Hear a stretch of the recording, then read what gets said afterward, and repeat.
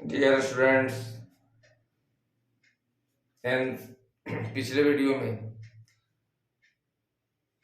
प्राचीन इतिहास के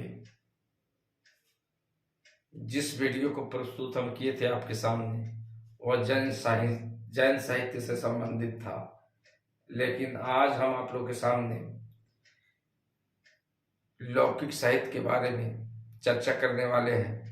तो इस कंटेंट को भली भांति आप लोग समझिए और ज़्यादा से ज़्यादा लाभ उठाइए।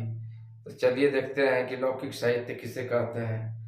तो लौकिक साहित्य उसे कहते हैं जिसके द्वारा, चाहे जिसके अंतर्गत हमें ऐतिहासिक और समसामयिक जो है राजनीतिक और सांस्कृतिक जो है इतिहास को जानने के लिए या जानने में हमको यह ग्रंथ काफी मदद करता है। तो ये लौकिक साहित्य के अंतर्गत 9 ग्रंथ आते हैं। स्टेप बाय स्टेप इसको आप लोग समझते जाइए। सर्वप्रथम यह जानिए कि लौकिक साहित्य लौकिक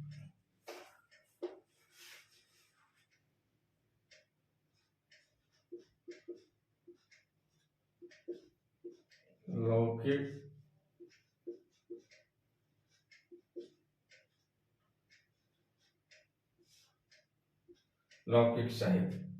तो लौकिक साहित्य जाहिर सी बात है किससे कहते हैं, इस चीज को जानिए।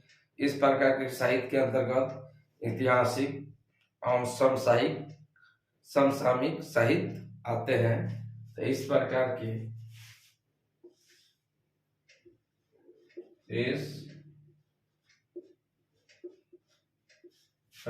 के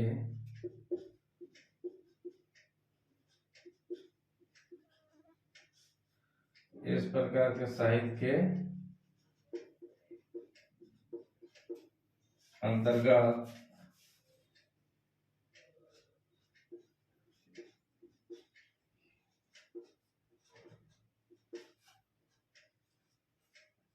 ऐतिहासिक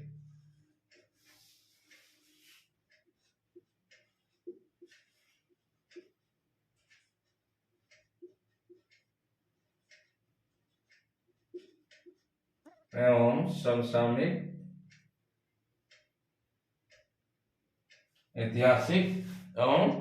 समसामयिक समसामयिक यानी करंट साहित्य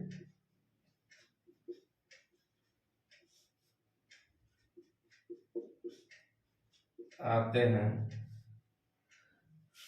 तो जाहिर सी बात है कि इस लौकिक साहित्य के अंतर्गत जो है लौकिक साहित्य के अंतर्गत ऐतिहासिक और करंट साहित्य आते हैं।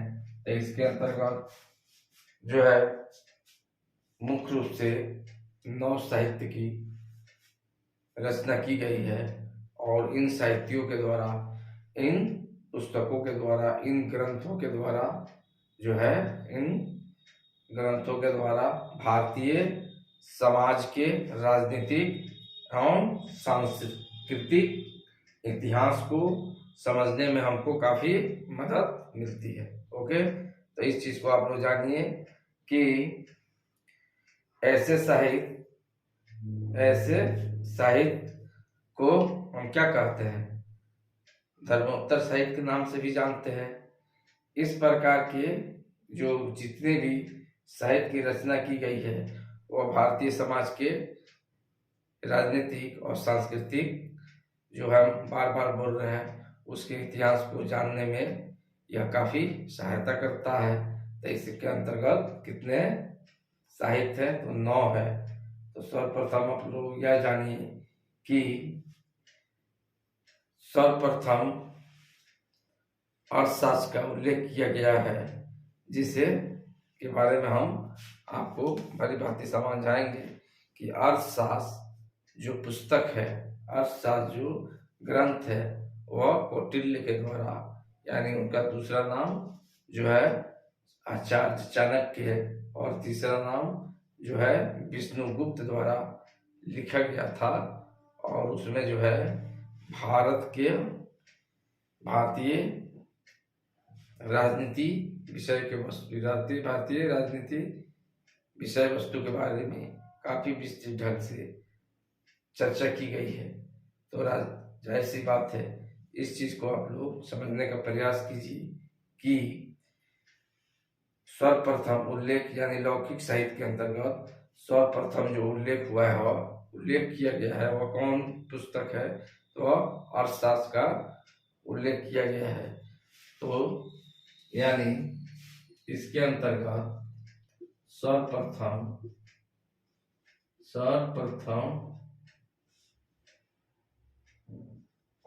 जिस ग्रंथ की रचना की गई है वह कौन है? वह अर्थशास्त्र है। तो अर्थशास्त्र का जो रचयिता है यानी लेखक है, अर्थशास्त्र के लेखक कहिए या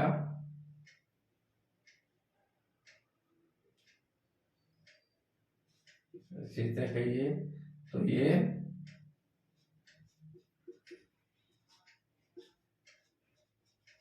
कौटिल्य, उनका कौटिल्य हो गए, और उनका दूसरा नाम जो है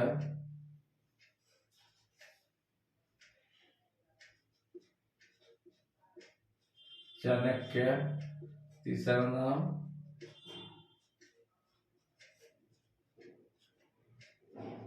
विष्णुगुप्त।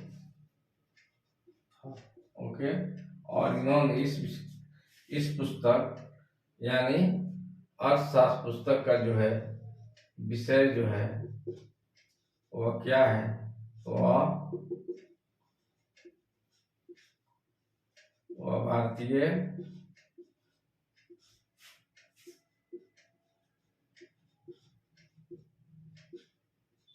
राजनीतिक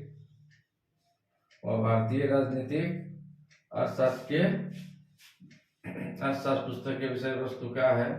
तो वह भारतीय जो है भारतीय राजनीति की, जाहिर सी बात है, भारतीय राजनीति के बारे में इस पुस्तक से हमको ज्यादा जानकारी मिलती है। तो यानी भारत का पहला वह राजनीतिक ग्रंथ भी इसे कहा जाता है।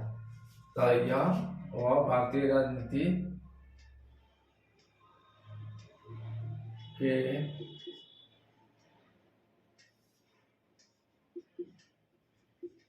बारे में हमें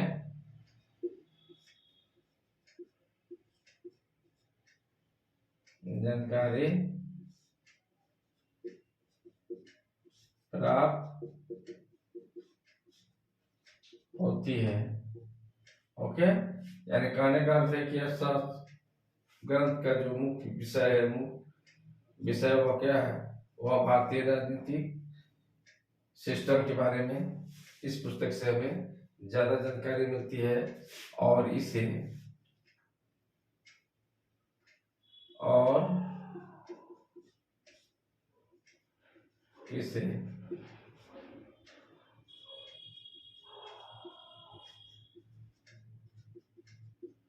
दूसरे शब्दों में भारत का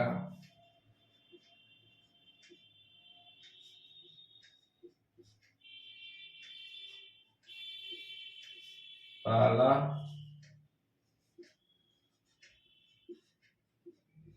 और इन्हें दूसरे शब्दों में भारत का पहला राजनीतिक ग्रंथ भी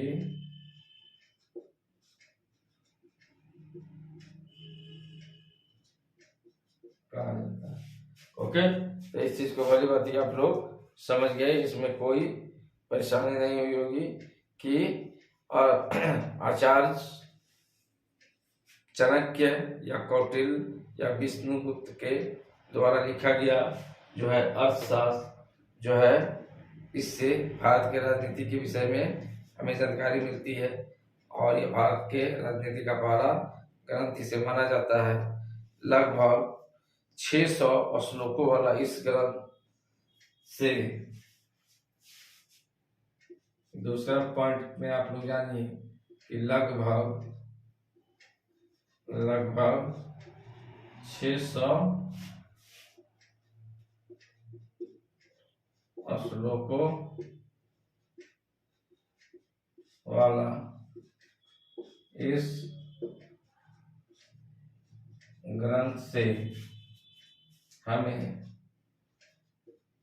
लगभग 600 श्लोकों वाले इस ग्रंथ से हमें मौर्यकालीन राजनीति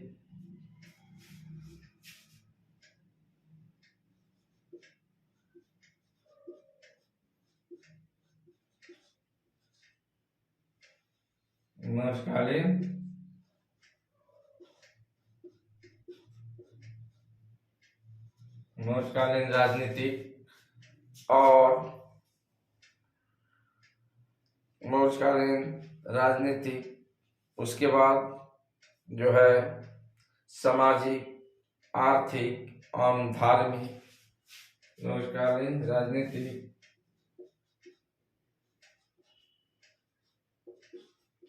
सामाजिक,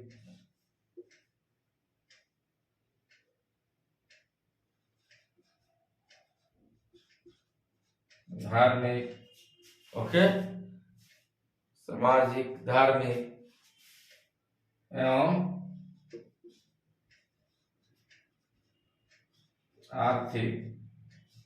आर्थिक विषय वस्तु के, यानी आर्थिक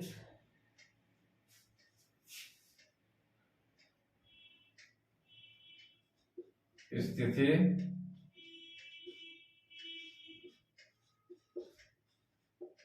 के बारे में हमें, आर्थिक स्थिति के बारे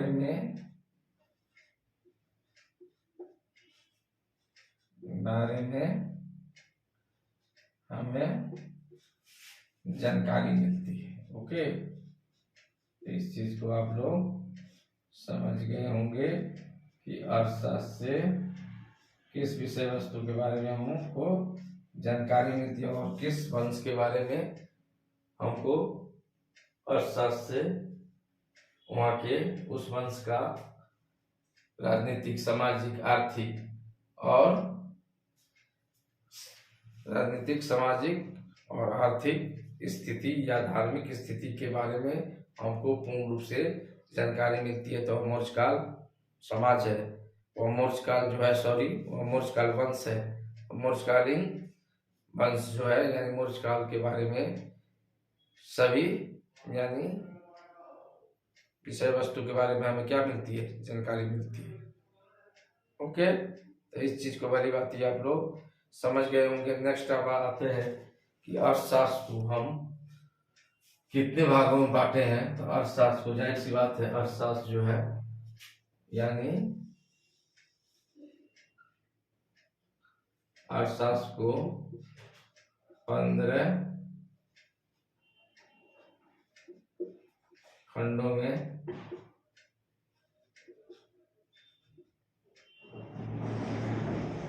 विभाजित किया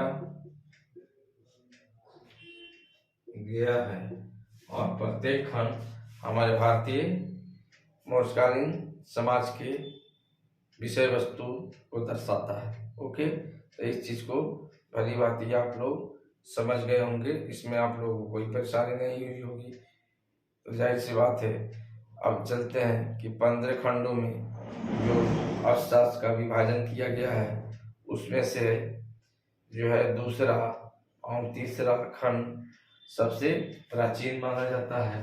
इस चीज को भी आप लोग जान जाइए कि अर्थशास्त्र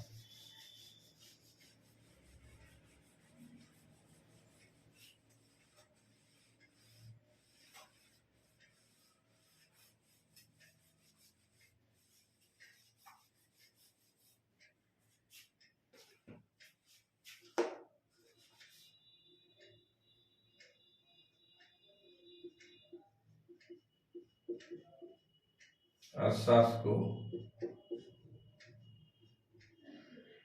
15 खंडों में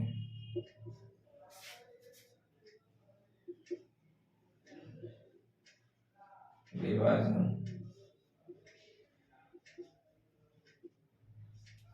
किया गया है, जिसमें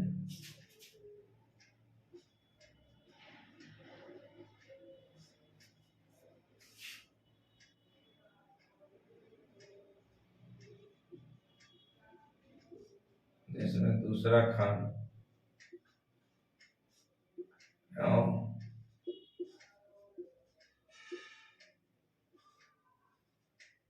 तृतीय खंड सबसे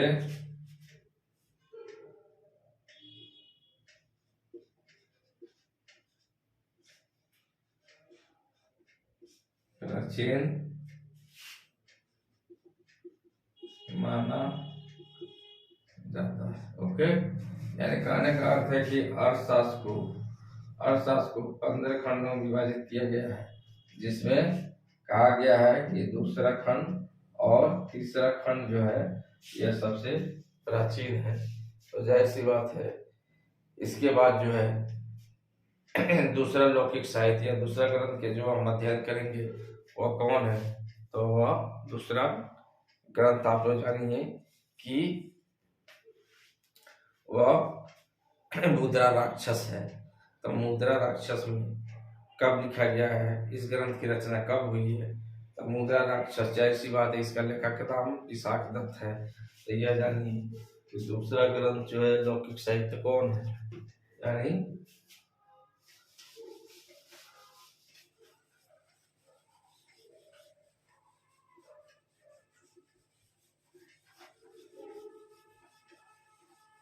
पहला लौकिक साहित्य के बारे में, यानी पहला ग्रंथ के बारे में हम बता दिया अर्थशास्त्र है, और उसमें किस विषय वस्तु पर फोकस किया गया है, इस कंटेंट को वाली बात आप लोग समझ गए होंगे।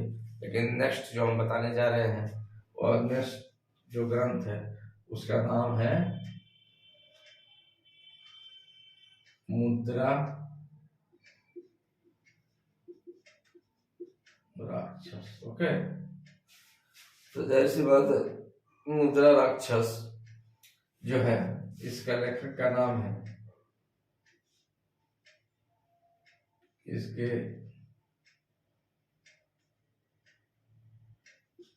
रचयिता जो है या उसको एडिटर लेखक जो है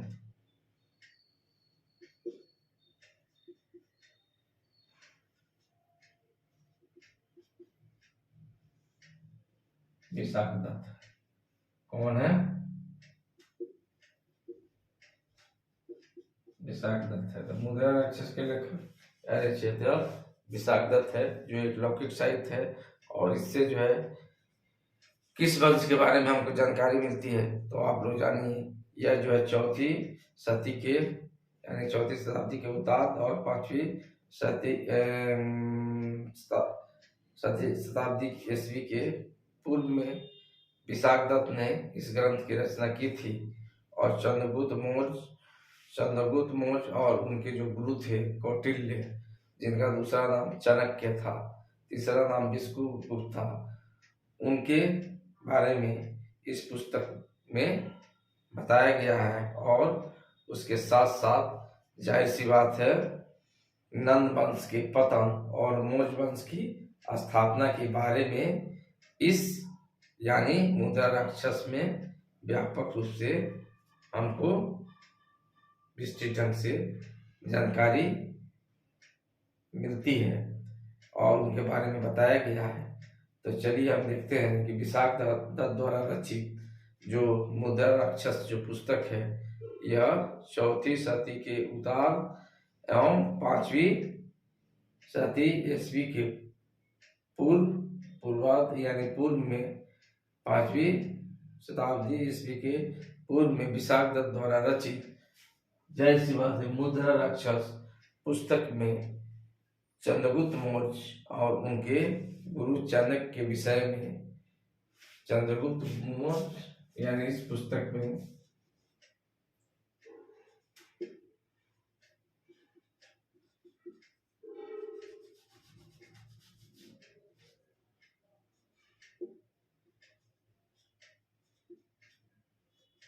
चंद्रगुप्त मौर्य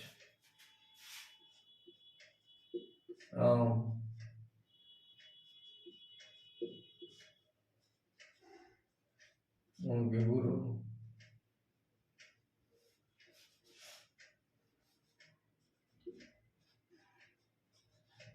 चाणक्य, जिसका दूसरा नाम कौटिल्य है और तीसरा नाम विष्णुगुप्त है, उनके चंद्रगुप्त मौर्य और उनके गुरु चाणक्य के विषय के बारे में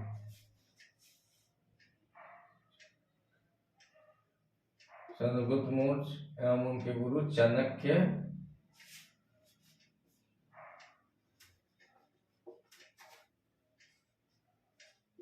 के बारे में व्यापक रूप से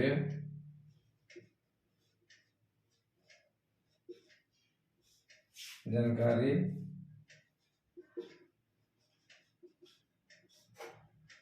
मिलती है। ओके, यानी मुद्रा राक्षस पुस्तक में चंद्रगुप्त मौर्य और उनके गुरु चाणक्य के बारे में व्यापक रूप से जानकारी मिलती है। इसके साथ साथ नंद वंश के पतन और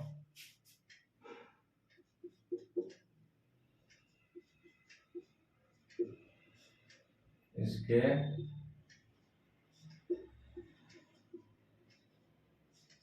साथ साथ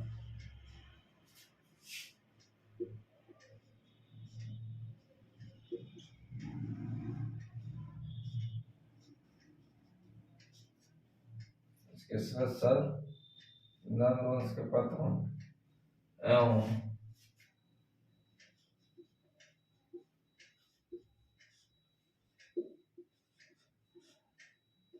मौर्य वंश के उत्थान यानी नंद वंश के पतन एवं मौर्य वंश की स्थापना की एवं मौर्य वंश की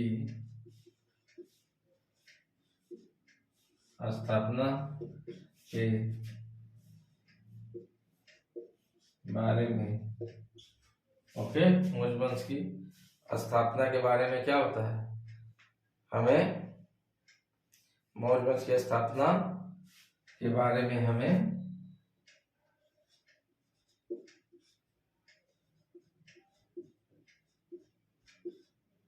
जानकारी मिलती है। ओके, तो मुद्रा राक्षस नामक ग्रंथ में इन विषय वस्तु को शामिल किया गया है, जिससे हमको पढ़कर यानी जो है चंद्रगुप्त मौर्य और उनके गुरु जो थे कौटिल्य, उनके विषय उनके बारे में व्यापक रूप से जानकारी मिलती है। और गुप्त वंश का और नंद वंश के पतन एवं मौर्य वंश की स्थापना के इतिहास के बारे में स्थापना के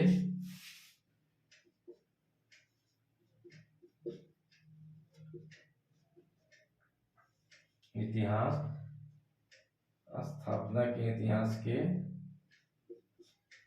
बारे में हमें जानकारी मिलती है।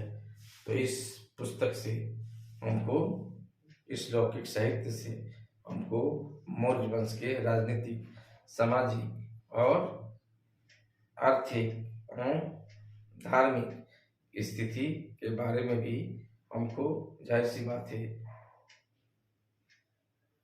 उसका कंसर्न इससे भी है और अर्थशास्त्र भी है। लेकिन अर्थशास्त्र में राजनीतिक, सामाजिक और धार्मिक स्थिति की स्पष्ट जानकारी मिलती है, लेकिन मुद्रा राक्षस में जो है यह बात कहा गया है कि चंद्रगुप्त मौर्य और उनके जो गुरु थे चाणक्य, उनके विषय वस्तु के बारे में इस पुस्तक में खासकर फोकस किया गया है। लेकिन अर्थशास्त्र में जो है मुख्य रूप से मौर्यकालीन राजनीतिक विषय वस्तु के बारे में, सामाजिक विषय वस्तु के बारे में, धार्मिक स्थिति के बारे में, इन सब विषय वस्तु के बारे में व्यापक रूप से हमको चर्चा मिलती है।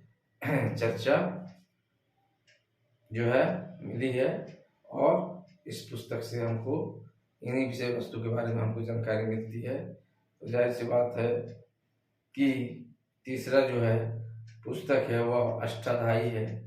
तो इसको जो है नेक्स्ट जो 9 जो लौकिक साहित्य के 9 जो पुस्तक है, जिसमें हम आपको अर्थशास्त्र और मुद्रा राक्षस के बारे में भली भांति समझा चुके हैं।